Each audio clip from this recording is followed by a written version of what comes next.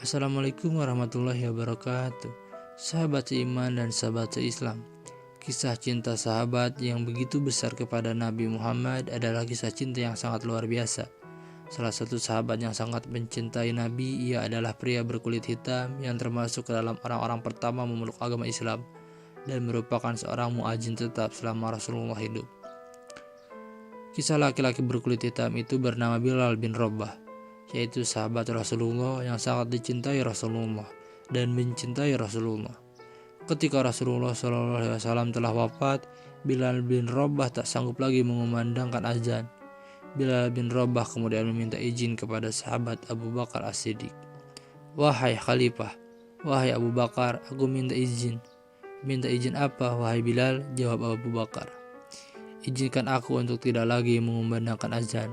Lalu Abu Bakar pun berkata kepada Bilal, "Tidak, wahai Bilal." "Tolonglah wahai Abu Bakar," kata Bilal. "Tidak bisa wahai Bilal, aku tidak mungkin menurunkan seseorang yang sudah ditinggikan oleh Rasulullah SAW." Lalu Bilal kemudian berucap kembali, "Izinkanlah aku untuk tidak lagi mengumandangkan azan, wahai Abu Bakar." "Tidak Bilal, kecuali engkau memiliki alasan," kata Abu Bakar.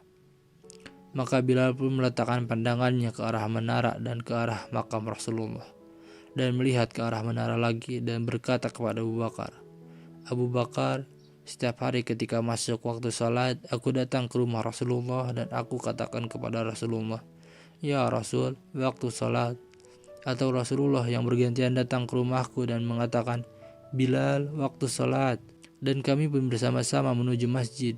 Kemudian aku naik ke atas menara dan sebelum aku mengumandangkan azan, aku menatap dulu wajah Rasulullah SAW. Dan aku melakukan itu sehari 5 kali, wahai Khalifah, dan itu berulang-ulang setiap hari. Tapi kini sudah tidak ada lagi Rasulullah. Bagaimana mungkin aku sanggup untuk mengumandangkan azan tanpa ada Rasulullah di sisiku, wahai Khalifah?" Bilal pun sudah tidak mampu lagi membendung air matanya. Maka Abu Bakar pun mulai meneteskan air matanya dan mengizinkan Bilal bin Rabah untuk tidak lagi mengumandangkan azan. "Kalau begitu alasanmu, silahkan wahai Bilal, engkau boleh pergi," kata Abu Bakar.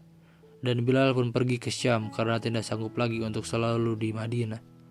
Berbulan-bulan lamanya Bilal berada di Syam, dan pada suatu malam Sayyidina Bilal bin Rabah bertemu dengan Rasulullah SAW dalam mimpinya, dan Rasul pun berkata pada Bilal, "Alangkah keringnya hatimu, wahai Bilal, alangkah gersangnya hatimu, wahai Bilal. Sudah lama engkau tidak mengunjungiku, sudah lama engkau tidak berjumpa denganku. Tidakkah ada rasa rindu terhadapku, wahai Bilal?" Begitu kata Rasulullah, dan Bilal pun terbangun dari tidurnya dan berderailah air matanya. Kemudian dia menangis dengan sangat keras dan seluruh saudara-saudara Bilal berkata pada Bilal, "Ada apa wahai Bilal? Ada apa engkau wahai Bilal?" Bilal pun berkata, "Wahai saudara-saudaraku, aku bermimpi bertemu dengan Rasulullah, dan Rasulullah katakan betapa gersangnya hatiku, betapa matinya hatiku karena aku tidak lagi mengunjungi Rasulullah. Aku takut sekali wahai saudara-saudaraku, kalau Rasulullah meninggalkanku nanti." Maka saudara-saudara Bilal pun berkata kepadanya, "Sudah saatnya engkau ziarah ke makam Rasulullah." Bilal bin Rabah pun mengambil untanya dan memacu untanya untuk bertemu Rasulullah. Dan sepanjang perjalanan, ia menembus siang dan malam. Ia menembus panas dan dingin. Tak terasa darah air matanya terus bercucuran. Ia merasa begitu rindu kepada Rasulullah. Dan ketika Bilal sudah sampai di Madinah, ia melihat bukit-bukit Madinah, dan semakin berteteslah air matanya. Dan ketika memasuki pintu gerbang Madinah, maka Bilal bin Rabah pun melihat di sekitar bangunan kota Madinah. Bilal melihat ada wajah Rasulullah di sana, ada kenangan bersama Rasulullah di Madinah, dan Bilal pun semakin kencang dalam tangisannya. Tak bisa lagi dibendung air matanya, dan ketika ia sampai ke makam Rasulullah, ia bersimpul dengan suara yang parau dan lirih. Ia pun mengatakan, "Assalamualaikum ya Rasulullah, Assalamualaikum ya Habibullah, Assalamualaikum ya Nabi Allah." Bilal tak sanggup lagi membendung air matanya. Ia pun begitu rindu dengan Rasulullah. Kemudian ada seorang yang menepuk pundak Bilal dan berkata, "Engkau sudah kembali lagi di sini, wahai Bilal." Bilal kemudian menoleh, dialah sahabat Abu Bakar. Bilal pun memeluk Abu Bakar dengan sangat kencang, sementara di sisi Abu Bakar ada Umar dan kemudian Bilal pun menangis. Bilal pun mengatakan, Abu Bakar, aku takut sekali. Abu Bakar, Rasulullah mendatangi ke mimpiku. Abu Bakar, Rasulullah mengatakan hatiku gersang, hatiku kering, hatiku telah mati karena aku tidak mengunjungi Rasulullah. Aku sangat takut Rasulullah meninggalkanku, wahai Abu Bakar.